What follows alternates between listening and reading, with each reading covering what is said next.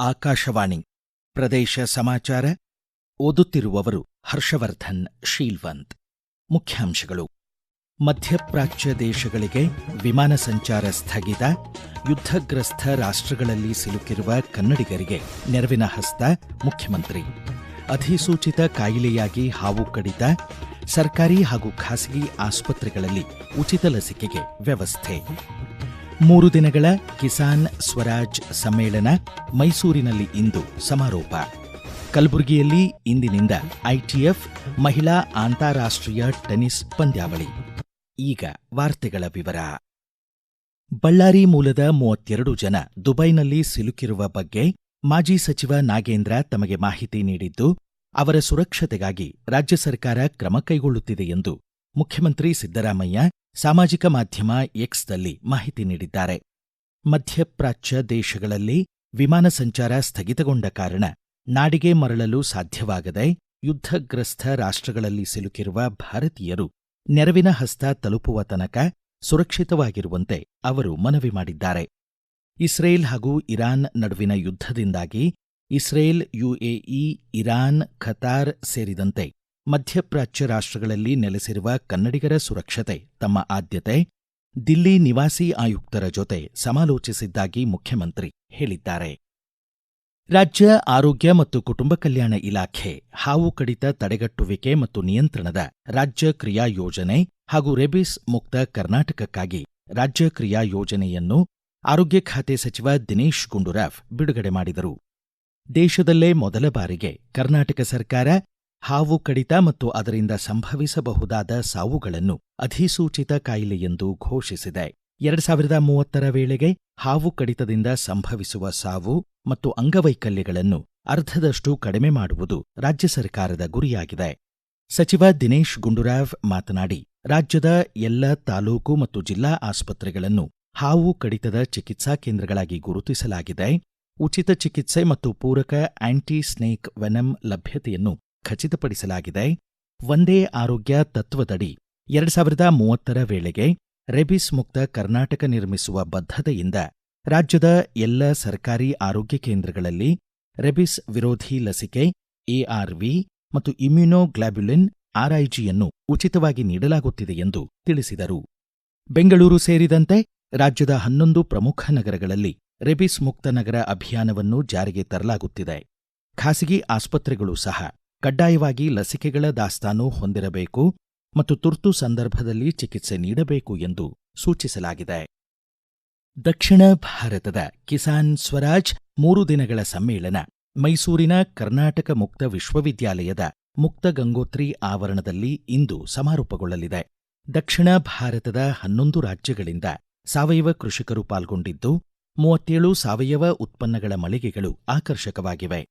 ಅಸ್ಸಾಂ, ಆಂಧ್ರಪ್ರದೇಶ, ಕೇರಳ, ತೆಲಂಗಾಣ, ತಮಿಳುನಾಡು, ಮಹಾರಾಷ್ಟ್ರ ಹಾಗೂ ರಾಜ್ಯದ 50ಕ್ಕೂ ಹೆಚ್ಚು ಬೀಜ ಸಂರಕ್ಷಕರು ವಿವಿಧ ಬಗೆಯ ದೇಸಿ ಬೀಜ, ಹಣ್ಣು, ಕಾಯಿ ಹಾಗೂ ತೆನೆಗಳನ್ನು ಪ್ರದರ್ಶನಕ್ಕೆ ಅಣಿಗೊಳಿಸಿದ್ದಾರೆ.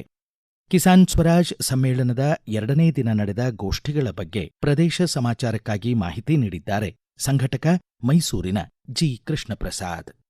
ಶುಕ್ರವಾರ ಆರಂಭವಾದಂತ 3 ದಿನಗಳ ಕಿಸಾನ್ ಸ್ವರಾಜ್ ಸಮ್ಮೇಳನ ಶನಿವಾರ ಅಂದ್ರೆ 2ನೇ ದಿನ ಕೂಡ ಬಹಳಷ್ಟು ಕಾರ್ಯಕ್ರಮಗಳು, ಸಂವಾದಗಳ ಮೂಲಕ ಸಂಪನ್ನಗೊಂಡಿತು. ರಾಸಾಯನಿಕ ರಹಿತ ಕಳೆಗಳ ಬಗ್ಗೆ ಮಧ್ಯಪ್ರದೇಶದ ಸೌಮಿಕ್ ಬ್ಯಾನರ್ಜಿ ಮತ್ತು ಕರ್ನಾಟಕದ ಮುರಳೀಧರ ಗುಂಗುರುಮಳೆ, ಮಹಾರಾಷ್ಟ್ರದ ಸುಭಾಷ್ ಶರ್ಮಾ ಅವರು ತಮ್ಮ ಅನುಭವಗಳನ್ನು ಹಂಚಿಕೊಂಡ್ರು. ನಂತರ ಮಧ್ಯಾಹ್ನ ರೈತ ಮತ್ತು ಕಾಡು ಪ್ರಾಣಿಗಳ ಸಂಘರ್ಷ, ಬೀಜ ಸಾರ್ವಭೌಮತ್ವ, ಕಳೆ ಸಹಿಷ್ಣು ಬೆಳೆಗಳ ಆಗಮನ, ನೈಸರ್ಗಿಕ ಕೃಷಿ ಮಾಡಬೇಕು, ಇದ್ರ ಬಗ್ಗೆ ಸಮಾನಾಂತರ ಗೋಷ್ಠಿಗಳು ನಡೆದು ಗೋ ಕೃಪಾಮೃತವನ್ನ ಆವಿಷ್ಕರಿಸಿದಂತ ಗುಜರಾತಿನ ಗೋಪಾಲ್ ಬಾಯ್ ಸುತಾರಿಯಾ ಅವರ ಮಾತು ಕೇಳಲಿಕ್ಕೆ ಬಹಳಷ್ಟು ರೈತರು ಜಮಾವಣೆಗೊಂಡಿದ್ರು. ಸಂಜೆ ಮೇಲುಕೋಟೆಯ ಜನಪದ ಸೇವಾ ಟ್ರಸ್ಟ್ ನವರ ಹೊಸ ಜೀವನ ದಾರಿಯ ನಡೆದು ಬಂದ ದಾರಿಯನ್ನ ಮತ್ತು ಕೇರಳದ ವಯನಾಡಿನ ಟ್ಯಾಪ್ಕೋ ಎನ್ನುವ ಯಶಸ್ವಿ ಭತ್ತ ಬೆಳೆಗಾರರ ರೈತರ ಕಂಪನಿಯ ಬಗ್ಗೆ ಮಾತುಕತೆಗಳು ನಡೆದು ರೈತ ಮಾರುಕಟ್ಟೆಗಳನ್ನು ಕಟ್ಟಿದಂತ ಹುಬ್ಬಳ್ಳಿ ಧಾರವಾಡದ ದೇವಧಾನ್ಯ ರೈತ ಕಂಪನಿ ಮತ್ತು ಬೆಂಗಳೂರಿನ ಸಹಜ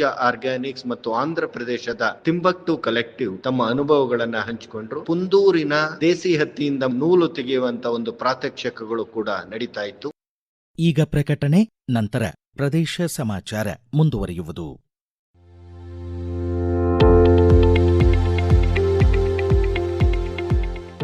ನಮ್ಮ ಎಲ್ಲ ರಾಷ್ಟ್ರೀಯ ವಾರ್ತೆಗಳು ಹಾಗೂ ಪ್ರದೇಶ ಸಮಾಚಾರ ಈಗ ಆಕಾಶವಾಣಿ ನ್ಯೂಸ್ ಕನ್ನಡ ಯೂಟ್ಯೂಬ್ ಚಾನೆಲ್ನಲ್ಲಿ ಲಭ್ಯ. ನಮ್ಮ ಎಕ್ಸ್ ಖಾತೆ ಮತ್ತು ಇನ್ಸ್ಟಾಗ್ರಾಂ ಖಾತೆ ಆಕಾಶವಾಣಿ ನ್ಯೂಸ್ ಕನ್ನಡ. ಹೆಚ್ಚಿನ ಮಾಹಿತಿಗಾಗಿ ನಮ್ಮ ಫೇಸ್ಬುಕ್ ಖಾತೆ ಆಕಾಶವಾಣಿ ವಾರ್ತೆ ಕನ್ನಡವನ್ನು ಅನುಸರಿಸಿ. ಮಾಹಿತಿಗಳ ಹೂರಣ, ವಾರದ ಕಾರ್ಯಕ್ರಮ, ಪ್ರಚಲಿತ ವಿದ್ಯಮಾನ ಪ್ರತಿ ಬುಧವಾರ ರಾತ್ರಿ 9:15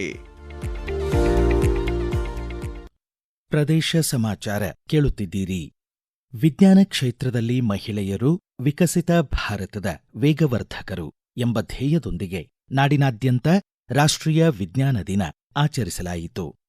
ರಾಮನ್ ಪರಿಣಾಮಕ್ಕಾಗಿ ನೊಬೆಲ್ ಪುರಸ್ಕೃತರಾದ ಖಗೋಳ ಭೌತಶಾಸ್ತ್ರಜ್ಞ ಸರ್ ಚಂದ್ರಶೇಖರ್ ವೆಂಕಟರಾಮನ್ ತಮ್ಮ ಆವಿಷ್ಕಾರವನ್ನು ಮಂಡಿಸಿದ ದಿನವನ್ನು ಭಾರತದ ರಾಷ್ಟ್ರೀಯ ವಿಜ್ಞಾನ ದಿನವಾಗಿ ಆಚರಿಸಲಾಗುತ್ತದೆ. ಈ ಕುರಿತು ಪ್ರದೇಶ ಸಮಾಚಾರಕ್ಕಾಗಿ ಮಾಹಿತಿ ನೀಡಿದ್ದಾರೆ ಹಿರಿಯ ವಿಜ್ಞಾನಿ, ಧಾರವಾಡದ ಪ್ರೊಫೆಸರ್ ಎಸ್.ಎಂ. ಶಿವಪ್ರಸಾದ್.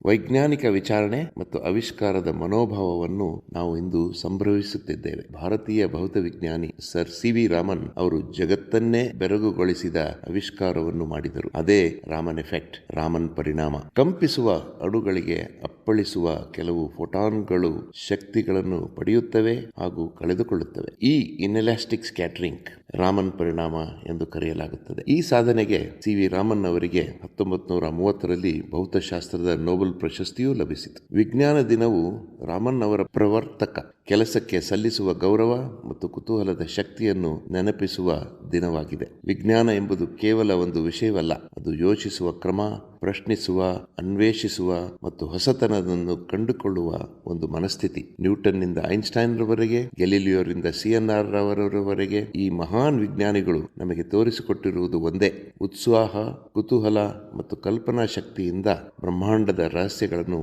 ನಾವು ಬಿಡಿಸಬಹುದು. ದೊಡ್ಡ ಕನಸು ಕಾಣಲು ಮತ್ತು ಅಜ್ಞಾತವಾದುದನ್ನು ಅನ್ವೇಷಿಸಲು ಹಿಂಜರಿಯಬೇಡಿ. ಎಲ್ಲರಿಗೂ ಉಜ್ವಲದ ಭವಿಷ್ಯವನ್ನು ನಿರ್ಮಿಸಲು ನಾವು ವಿಜ್ಞಾನದ ಶಕ್ತಿಯನ್ನು ಬಳಸಿಕೊಳ್ಳೋಣ. ಪ್ರೌಢಶಾಲೆಯ ವಿಜ್ಞಾನ ಮತ್ತು ಗಣಿತ ಶಿಕ್ಷಕರಿಗೆ ಬೋಧನಾ ಕೌಶಲ ತರಬೇತಿ ನೀಡಲು ಸಾಧನಕೇರಿಯಲ್ಲಿ ನೂತನವಾಗಿ ನಿರ್ಮಾಣಗೊಂಡ ಮೈಂಡ್ ವೇವ್ ಎಜುಹಬ್ ಕ್ಯಾಂಪಸ್ ಅನ್ನು ಇಂದು ಬೆಳಗ್ಗೆ 10:30ಕ್ಕೆ ಭಾರತೀಯ ಬಾಹ್ಯಾಕಾಶ ಸಂಶೋಧನಾ ಸಂಸ್ಥೆ ವಿಶ್ರಾಂತ ಅಧ್ಯಕ್ಷ ಎಎಸ್ ಕಿರಣ್ ಕುಮಾರ್ ಉದ್ಘಾಟಿಸಲಿದ್ದಾರೆ. ಸರ್ವೋಚ್ಚ ನ್ಯಾಯಾಲಯದ ವಿಶ್ರಾಂತ ನ್ಯಾಯಮೂರ್ತಿ ಶಿವರಾಜ್ ಪಾಟೀಲ್, ಶಿಕ್ಷಣ ತಜ್ಞ ಗುರುರಾಜ್ ಕರ್ಜ್ಗಿ ಅತಿಥಿಗಳಾಗಿ ಪಾಲ್ಗೊಳ್ಳಲಿದ್ದಾರೆ. ಭಾರತ ರತ್ನ CNR ರಾವ್ ಆನ್ಲೈನ್ನಲ್ಲಿ ಗ್ರಾಜ್ಯುಯೇಟ್ ಫಿನಿಶಿಂಗ್ ಸ್ಕೂಲ್ ವಿದ್ಯಾರ್ಥಿಗಳನ್ನು ಉದ್ದೇಶಿಸಿ ಮಾತನಾಡಲಿದ್ದಾರೆ ಎಂದು ಸಂಚಾಲಕರು ತಿಳಿಸಿದ್ದಾರೆ. ಅಂತಾರಾಷ್ಟ್ರೀಯ ಟೆನಿಸ್ ಸಂಸ್ಥೆ ITF $30,000 ಅಮೆರಿಕನ್ ಬಹುಮಾನದ ಮಹಿಳಾ ಅಂತಾರಾಷ್ಟ್ರೀಯ ಟೆನಿಸ್ ಟೂರ್ನಿ ಇಂದಿನಿಂದ 8ನೇ ತಾರೀಖಿನವರೆಗೆ ಕಲಬುರಗಿಯ ಚಂದ್ರಶೇಖರ್ ಪಾಟೀಲ್ ಕ್ರೀಡಾಂಗಣದಲ್ಲಿ ನಡೆಯಲಿದೆ. ಜಿಲ್ಲಾ ಉಸ್ತುವಾರಿ ಸಚಿವ ಪ್ರಿಯಾಂಕ್ ಖರ್ಗೆ, ಸಚಿವ ಶರಣಪ್ರಕಾಶ್ ಪಾಟೀಲ್ ಟೆನಿಸ್ ಟೂರ್ನಿಯ ಲಾಂಛನವನ್ನು ಅನಾವರಣಗೊಳಿಸಿದರು. ಇಂದು ಮತ್ತು ನಾಳೆ ಅರ್ಹತಾ ಸುತ್ತಿನ ಪಂದ್ಯಗಳು ನಡೆಯಲಿವೆ. 3ನೇ ತಾರೀಕು ಮುಖ್ಯ ಡ್ರಾ ಪಂದ್ಯಗಳು ಆರಂಭವಾಗಲಿವೆ. ಪಂದ್ಯಾವಳಿಯಲ್ಲಿ 32 ಜನ ಆಟಗಾರ್ತಿಯರ ಸಿಂಗಲ್ಸ್ ಹಾಗೂ 16 ಜೋಡಿಗಳ ಡಬಲ್ಸ್ ಪಂದ್ಯಾವಳಿ ನಡೆಯಲಿದೆ. 11ಕ್ಕೂ ಹೆಚ್ಚು ದೇಶಗಳ ಟೆನಿಸ್ ಆಟಗಾರ್ತಿಯರು ಭಾಗವಹಿಸಲಿದ್ದಾರೆ. ಭಾರತದ ಪ್ರತಿಭೆಗಳಾದ ವೈಷ್ಣವಿ ಆಡ್ಕರ್, ಶ್ರೀವಳ್ಳಿ ರಶ್ಮಿಕಾ ಭಮಡಿಪಾಟಿ, ಅಂಕಿತಾ ರೈನಾ, ಝೀಲ್ ದೇಸಾಯಿ, ಆಕಾಂಕ್ಷಾ ದಿಲೀಪ್ ನಿಟ್ಟೂರು, ಶ್ರುತಿ ಅಹ್ಲಾವತ್ ಮತ್ತು ಸೋನಲ್ ಪಾಟೀಲ್ ಕಣಕ್ಕಿಳಿಯಲಿದ್ದಾರೆ. 4 ಭಾರತೀಯ ಆಟಗಾರ್ತಿಯರಾದ ಜೆನಿಫರ್ ಲೂಯಿ ಖಾಮ್, ಸೋಹಾ ಸಾದಿಕ್, ಸಾಮಾ ಚಿವಿಕಾ ರೆಡ್ಡಿ ಮತ್ತು ಅಮೋದಿನಿ ನಾಯಕ್ ಅವರಿಗೆ ಮುಖ್ಯ ಡ್ರಾಕ್ಕೆ ವೈಲ್ಡ್ ಕಾರ್ಡ್ ನೀಡಲಾಗಿದೆ. ಹುಬ್ಬಳ್ಳಿ ಧಾರವಾಡ ಪೊಲೀಸ್ ಆಯುಕ್ತಾಲಯ ಮತ್ತು ಧಾರವಾಡ ಜಿಲ್ಲಾ ಪೊಲೀಸ್ ಸಹಯೋಗದಲ್ಲಿ ಇಂದು ಬೆಳಗ್ಗೆ 7 ಗಂಟೆಗೆ ತೋಳನಕೆರೆಯಿಂದ ಮ್ಯಾರಥಾನ್ ಆರಂಭವಾಗಿದೆ. ಪೊಲೀಸ್ ಆಯುಕ್ತ ಎನ್ ಶಶಿಕುಮಾರ್ ಮಾಹಿತಿ ನೀಡಿ, ನಮ್ಮ ಪೊಲೀಸ್ ನಮ್ಮ ಹೆಮ್ಮೆ ಎಂಬ ಶೀರ್ಷಿಕೆಯಡಿ ಫಿಟ್ನೆಸ್ ಫಾರ್ ಆಲ್, ಮಾದಕ ವ್ಯಸನ ಮುಕ್ತ ಕರ್ನಾಟಕ ಮತ್ತು ಸೈಬರ್ ಕ್ರೈಂ ಜಾಗೃತಿ ಧ್ಯೇಯದೊಂದಿಗೆ ಜನಜಾಗೃತಿ ಓಟ ಆಯೋಜಿಸಲಾಗಿದೆ ಎಂದರು. ಕೊನೆಯಲ್ಲಿ ಮತ್ತೊಮ್ಮೆ ಮುಖ್ಯಾಂಶಗಳು. ಮಧ್ಯಪ್ರಾಚ್ಯ ದೇಶಗಳಿಗೆ ವಿಮಾನ ಸಂಚಾರ ಸ್ಥಗಿತ, ಯುದ್ಧಗ್ರಸ್ತ ರಾಷ್ಟ್ರಗಳಲ್ಲಿ ಸಿಲುಕಿರುವ ಕನ್ನಡಿಗರಿಗೆ ನೆರವಿನ ಹಸ್ತ ಮುಖ್ಯಮಂತ್ರಿ. ಅಧಿಸೂಚಿತ ಕಾಯಿಲೆಯಾಗಿ ಹಾವು ಕಡಿತ, ಸರ್ಕಾರಿ ಹಾಗೂ ಖಾಸಗಿ ಆಸ್ಪತ್ರೆಗಳಲ್ಲಿ ಉಚಿತ ಲಸಿಕೆಗೆ ವ್ಯವಸ್ಥೆ. 3 ದಿನಗಳ ಕಿಸಾನ್ ಸ್ವರಾಜ್ ಸಮ್ಮೇಳನ ಮೈಸೂರಿನಲ್ಲಿ ಇಂದು ಸಮಾರೋಪ. ಕಲಬುರಗಿಯಲ್ಲಿ ಇಂದಿನಿಂದ ಐಟಿಎಫ್ ಮಹಿಳಾ ಅಂತಾರಾಷ್ಟ್ರೀಯ ಟೆನಿಸ್ ಪಂದ್ಯಾವಳಿ. ಇಲ್ಲಿಗೆ ಪ್ರದೇಶ ಸಮಾಚಾರ ಮುಕ್ತಾಯವಾಯಿತು. ನಮ್ಮ ಮುಂದಿನ ರಾಷ್ಟ್ರೀಯ ವಾರ್ತಾ ಪ್ರಸಾರ ಈ ಬೆಳಗ್ಗೆ 7:35